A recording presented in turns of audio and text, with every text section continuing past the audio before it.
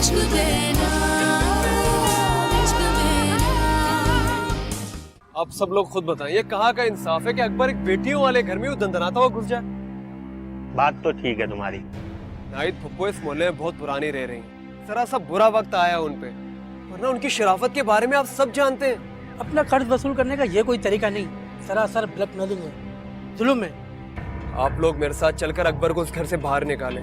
ये काम मैं खुद भी कर सकता हूँ, मगर मेरी मुखलिसी से की जाने वाली मदद का कुछ और मतलब लिया जाएगा, उनके घर वालों को बदनाम कर दिया जाएगा, इसलिए यहाँ पे आया हूँ। ठीक कहा तुमने, खुद पर काबू रखो। तुम्हारा गुस्सा करने से मजीद उनका तमाशा बनेगा, इसलिए बर्दाश्त कर रहा हूँ। उनकी इज्जत का ख्याल ना होता ना, फिर मैं देख लेता उनको। खुदा किसी को बेअसरा ना करे। ये अकबर शराफत की जुबान समझने वाला नहीं, आप पुलिस की मदद ले लें। मैं चाहता हूँ एक बार आप लोग चलकर उससे एक बार बात कर लें, फिर पुलिस में खुद काफी हूँ। तौबा है, अब इस मोहल्ले में कैसे बदमाशियां होने लगी। इस मुश्किल घड़ी में आप मेरा साथ दे दें, फिर इस मोहल्ले में कोई भी इस तरह की हरकत नहीं कर सकेगा। हाँ चले चले चले। अंदाजा तो हो गया होगा ट्रेलर देख के, हैं? पूरी फिल्म का। खुदा के लिए रहम करो अकबर भाई, गरीब की तो वैसे भी इज्जत नहीं होती। मैं तुम्हारी एक एक पाई चुका दूंगी। हमारी इज्जत का एहसास करो, प्लीज रहम करो अकबर। जिस घर में जवान बेटियां होती है ना, वो गरीब कैसे हो सकता है। देखो इतने कठोर मत बनो। मैं वादा करती हूँ तुम्हारी एक एक पाई लौटा दूंगी।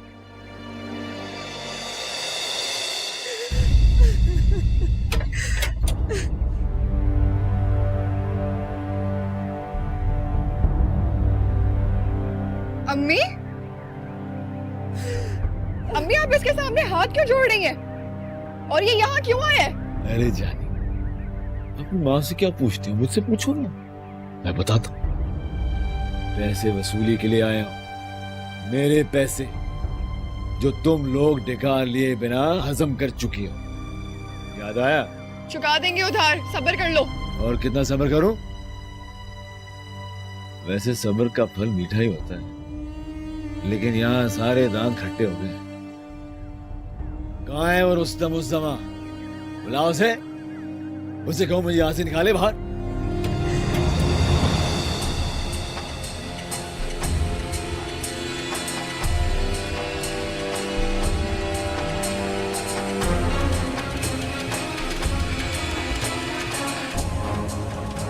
अकबर भाई ठीक है, आपने नाहिद बहन की मुश्किल वक्त में मदद की, लेकिन ये कौन सा तरीका वसूली का भाई?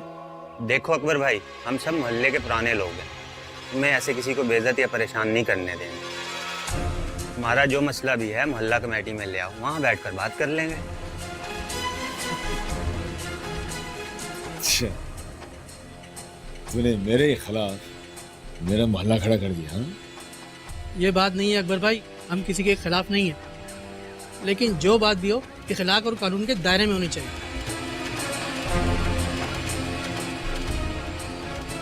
ठीक है, अभी तो मैं जा रहा हूं, लेकिन याद रखो मैं दोबारा आऊंगा। दफा हो जाए, धमकियों से हम नहीं डरते।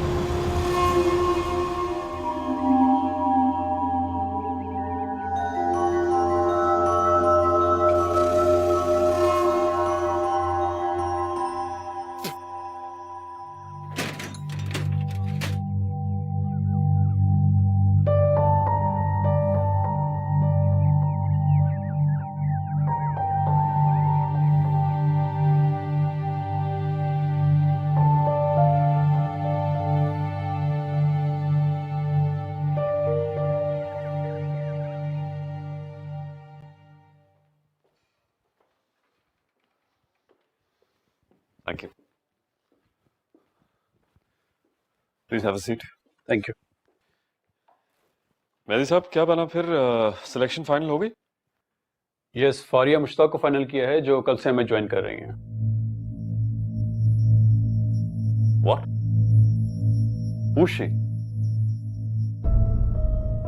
मैंने तो आपको कॉल करके गरीबा गुलजार का नाम दिया था। Are you listening to me, Mehdi साहब? क्या बात है, आप खामोश क्यों? Sir, give me a minute.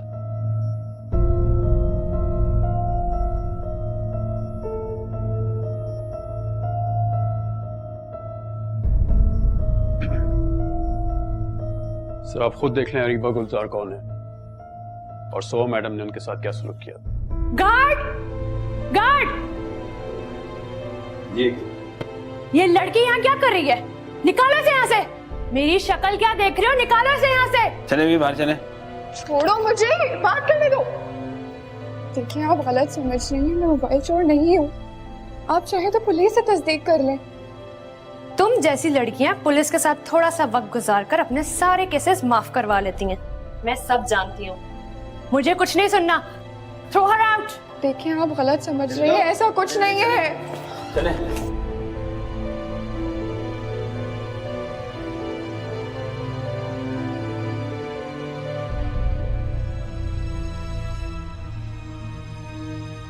Mehdi साहब, आप अरीबा गुलजार को कॉल करें, फारिया मुश्ताक को कहीं और ट्रस्ट करें और फॉरेन ज्वाइनिंग लेटर अरीबा गुलजार के घर भिजवाइए। ठीक है सर, उनका सीवी है मेरे पास, मैं अभी कॉल मिलाता हूँ।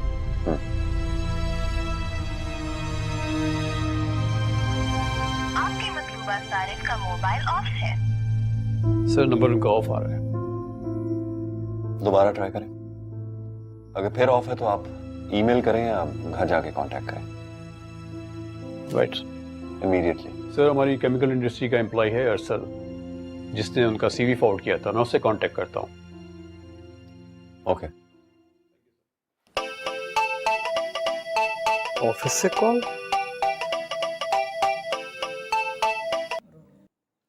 जी सर। बात सुनो, जो सीवी तुमने अपनी कजन की मुझे भेजी थी, उसके लिए तुमने सिफारिश कराई है? सिफारिश? नहीं सर, मैंने कोई सिफारिश नहीं करवाई। आपको गलत फहमी हुई होगी। नहीं, गलत फहमी कैसी? एमडी साहब ने मुझे खुद बुलाकर अरीबा गुलजार का अपॉइंटमेंट लेटर इशू करने के लिए बोला है। क्या अरीबा को जॉब मिल गई? Thank you so much sir.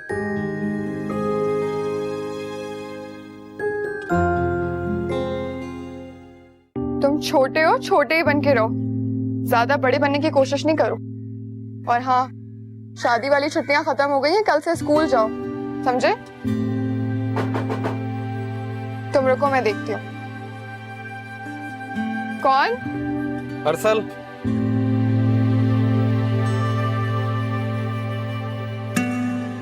अस्सलाम वालेकुम।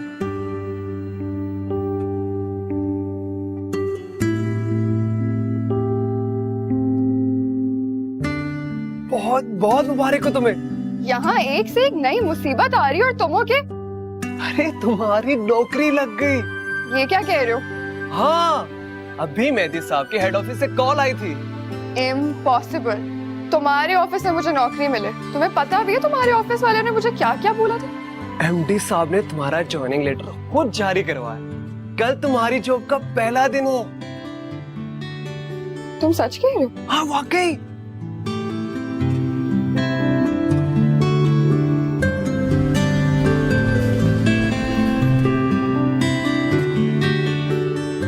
अरीबा, अरीबा, अरीबा कहाँ गई?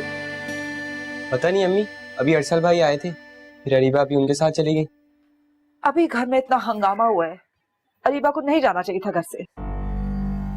चलिए शुक्र, आपको एहसास तो हुआ कि आपकी छोटी बेटी आपके हाथ से निकल गई है।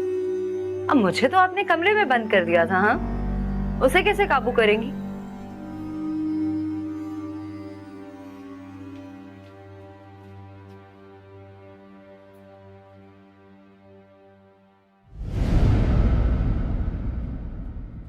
अरे क्या हो गया? पागल हो गई है? कुछ मुंह से तो बोल। मुझे जॉब मिल गई है।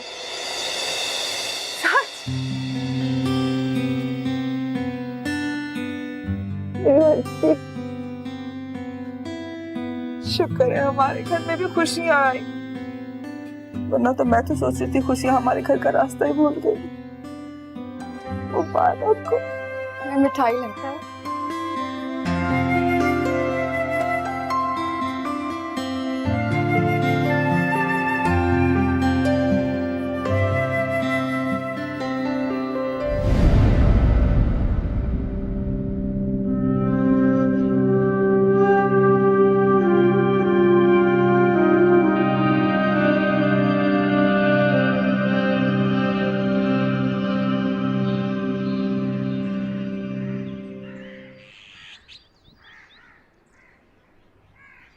मम्मी, आप मुझे कहती हैं ऑफिस जा, वहाँ के मैटर्स में इन्वॉल्व हो, लेकिन डैडी।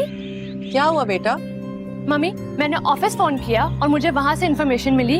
याद है मैंने जो आपको मोबाइल स्नैचर वाली लड़की के बारे में बताया था, जिस लड़की के साय से भी दूर रहना चाहिए, डैडी ने तो उसको सर पे ही सवार कर लिया। मुझे तो कुछ समझ नहीं आ रही। He doesn't want me to come to the office. ऐसे ही तुम्हारा बाप, अपनों को डांटो और गैरों को बांटो। इसका क्या मतलब है? Please talk to me in simple language. That's your father, my darling. मैंने तो इतना भुगता है उसे। अब तुम पाकिस्तान आ गई हो ना, अब तुम्हारी बारी है। No, no, mummy, I'm not going to take his crap. ये सब मैं बर्दाश्त करने वाली नहीं हूँ। शायद आप बहुत सब्र वाली थी। हम औरतें कितनी ही कुर्बानी दे लें, तुम्हारे बाप की ज़हनियत के मर्दों को कभी काबू नहीं कर सकती। उन्हें खुद पर रहम खाने के लिए मजबूर नहीं कर सकती। रहम? हमें रहम की जरूरत नहीं है मम्मी, और आप भी डैडी से दबा मत करें। Now you see what I'll do.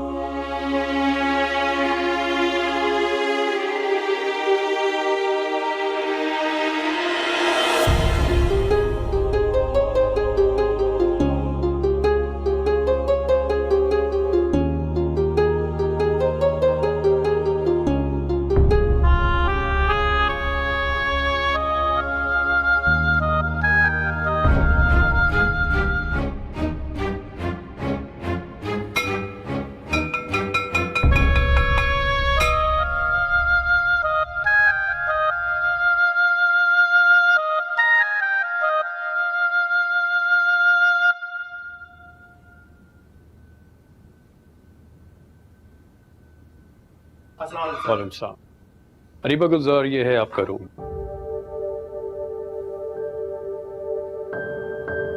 Sir, ये सब तो ठीक है, अगर आप मुझे ये बताएं, आपने एमडी साहब को कल का सारा वाकया बता दिया था? बताया नहीं, दिखा भी दिया था सीसीटीवी फुटेज के जरिए। उसके बाद ये डिसीजन लिया उन्होंने। आप ना बताएं, मगर फैक्ट यही है कि सिफारिश बड़ी वजदी है आपकी, वरना कैसर साहब ऑफिस के मामलात में मेरिट पर काम लेते हैं, किसी सिफारिश या पर्ची पे नहीं। Good luck.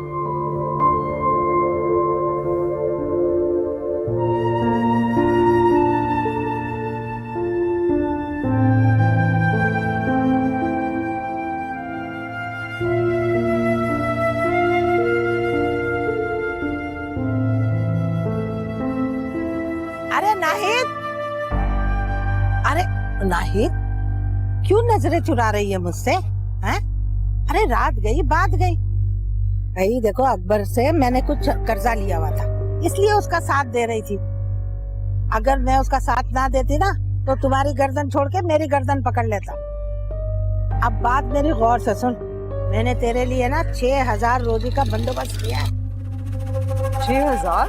हाँ, वो नसीबा है ना, नसीबा अपनी, उसकी बेटी की शादी की बात पक्की हो गई। भाई मैंने तो उससे कहा कि तुम्हारी बेटी को दुल्हन तो हमारी खुशबू बनाएगी। खुशबू तो अपने गमों से निकल नहीं पा रही, वो किसी का क्या मेकअप करेगी? अरे बासनों से उसके गम से निकालो ना, इसके आंसू पोंछो। कब तक वो घुटनों में सर दे के रोती रहेगी? काम काज में लगेगी तो उसका दिल भी बहलेगा, समझ गए? और घर आई रोजी को ठुकराना नहीं चाहिए।